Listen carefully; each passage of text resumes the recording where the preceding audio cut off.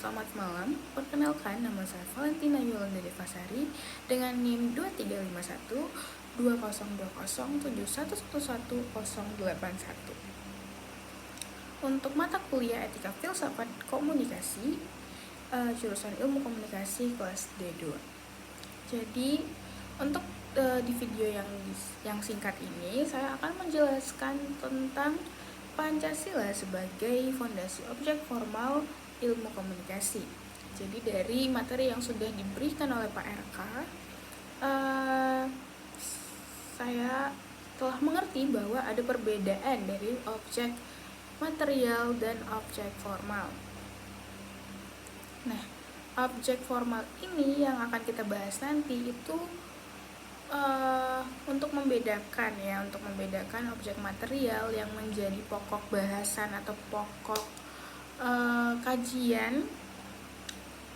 Nah, objek formal ini gunanya untuk membedakan kalau sekiranya ada beberapa ilmu atau suatu ilmu yang memang mempunyai kesamaan dengan ilmu lain. Jadi, seperti yang kita tahu nih, di ilmu komunikasi ada banyak banget cabang yang bisa kita pelajari, semisal public relations atau jurnalistik, atau yang bisa kita kenal sebagai media berita, TV dan film. Nah, itu ada banyak banget variasinya, yang mana masing-masing dari itu punya objek formalnya tersendiri atau subject matternya sendiri. Untuk kali ini kita akan membahas tentang Pancasila. Nah, jadi fokus kajiannya adalah Pancasila. Saya mengambil jurnal pengembangan model literasi dan informasi berbasis Pancasila dalam menangkal hoax oleh Kak Isma Adila, Kawayan Weda, dan Kadian Tiadini dari Universitas Brawijaya Malang. Nah, mereka menjelaskan bahwa di masa global saat ini, di masa yang serba maju, informasi itu cepat sekali masuk ya, entah itu dari mancanegara atau informasi lokal tersendiri, itu banyak sekali masuk. Dan sepertinya karena kecepatan teknologi, terkadang bahkan pihak dari Menteri Kominfo sendiri sedikit kewalahan untuk bisa melakukan filterisasi antara berita yang memang baik dan berita yang buruk. Jadi kemungkinan besar kita sebagai masyarakat Indonesia juga dibutuhkan kebijakan dalam menggunakan media sosial itu sendiri. Nah, karena adanya hal-hal yang mungkin menghambat dari menteri sendiri untuk bisa memilah-pilah atau menyaring lah istilahnya informasi-informasi yang emang tidak dibutuhkan di Indonesia atau tidak sesuai dengan kulturisasi, secara tidak mau ataupun mau hoax itu mulai bertebaran ya. Hoax itu mulai bertebaran di media sosial, dan kurangnya literasi masyarakat Indonesia juga yang membuat mereka tidak melakukan cross check ulang atas berita yang mereka baca, sehingga hoax itu mudah sekali untuk tersebar gitu. Nah, hoax ini sebenarnya kabar bohong ya, yang dapat menimbulkan perasaan takut, gelisah, atau dapat seperti ancaman juga, berita palsu juga yang agaknya sedikit mengganggu kesejahteraan masyarakat seperti itu.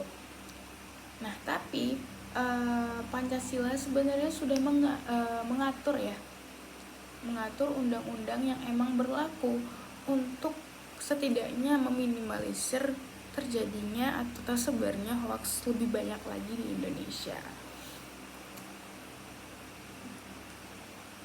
Oke, jadi di Undang-Undang Dasar 1945 sendiri ada yang berada di pasal 28E ayat 3 yang membicarakan tentang kebebasan berpendapat oleh setiap individu kita bisa melihat bahwa sebenarnya pemakaian media ini bisa menjadi saluran aspirasi bagi masyarakat terhadap pemerintah, seperti itu. Jadi ya, kebebasan berpendapat itu bukan hanya melalui demonstrasi gitu ya, tapi adanya media sosial ini yang sangat berkembang sebenarnya ditujukan untuk bisa membuat pemerintah itu lebih dekat lagi dan lebih bisa mendengar keluh kesah masyarakat lagi gitu. Cuman di era-era yang sekarang ini agaknya dipergunakan secara salah oleh beberapa oknum.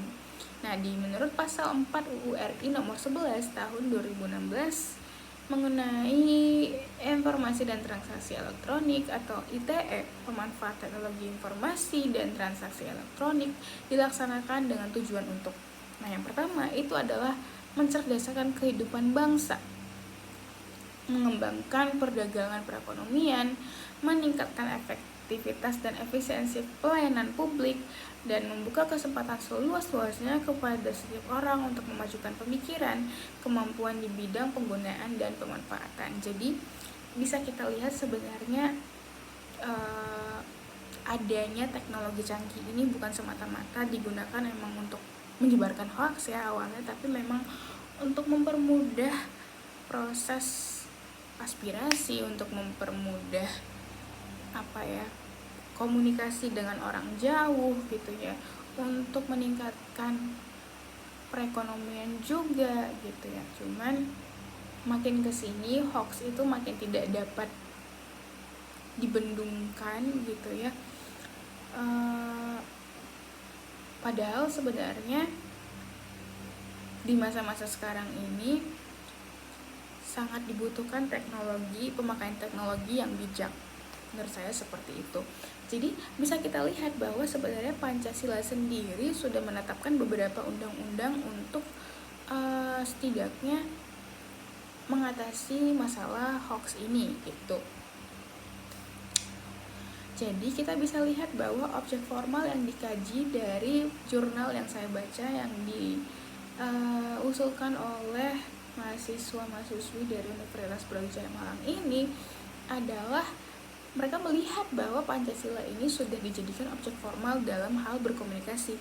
Berkomunikasi yang saya maksud adalah berkomunikasi dalam menyebarkan informasi secara luas, walaupun mungkin in the end atau di akhir tetap saja berdampak buruk.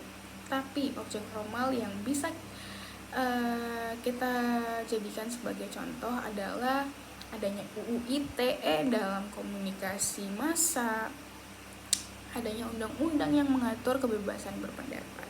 Jadi mungkin itu yang bisa saya sampaikan terkait penjelasan Pancasila sebagai fondasi untuk ilmu komunikasi. Lebih dan kurang saya mohon maaf, dan terima kasih untuk teman-teman dan Pak Eka yang sudah mengamati sampai selesai.